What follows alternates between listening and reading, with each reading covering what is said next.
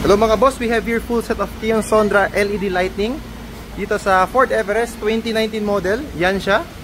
Sobrang lakas mga bossing. High beam, low beam, tsaka fog lights, full sets, all super white. Yan, poging-pogi tingnan. Ito yung output niya mga bossing. Yan.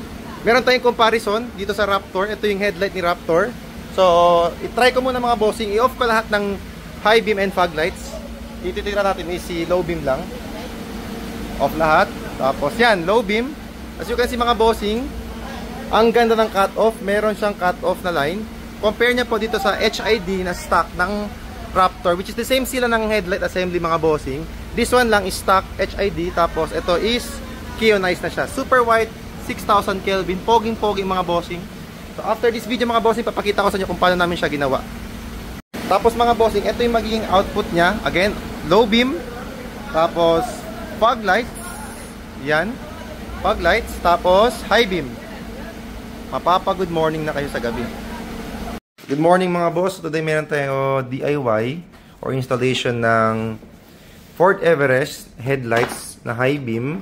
So yan siya, meron siyang konting conversion from D-Series D4S to D-Series ng Kion Sondra. Tapos ito yung balas niya na old, tatanggalin natin yan.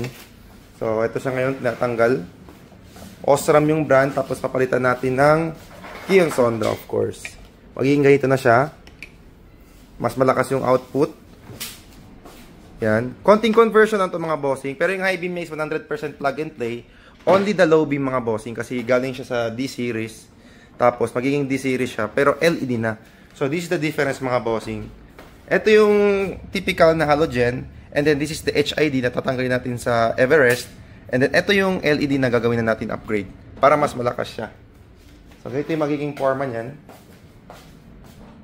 Ito yung kinuha natin sa HID. Dito yung sa side niya. Tapos lalagay natin dito sa Kion Sondra. Mamaya makikita nyo yung output. So, ito siya mga bossing. Currently, ina-align namin siya. So, super white na siya. Sobrang lakas na. Tapos, ito yung output niya. Kitang-kita nyo mga bossing yung output, yung alignment niya. I-move mo dito konti. Yan. Ito yung alignment mga bossing. Yan. Pataas siya dito sa right side. Para at least yung mga kasalubong hindi masilaw. Yung focus ng ilaw is sa right side lahat sa mga signages. Kapag malayuan mga bossing, mas makikita nyo yung difference ng output niyan. So ito na siya ulit. D-Series. So ito yung magiging final output niya mga bossing. So as you can see, meron tayong specialized rubber boot para hindi pa rin pumasok yung tubig. Sealed pa rin siya.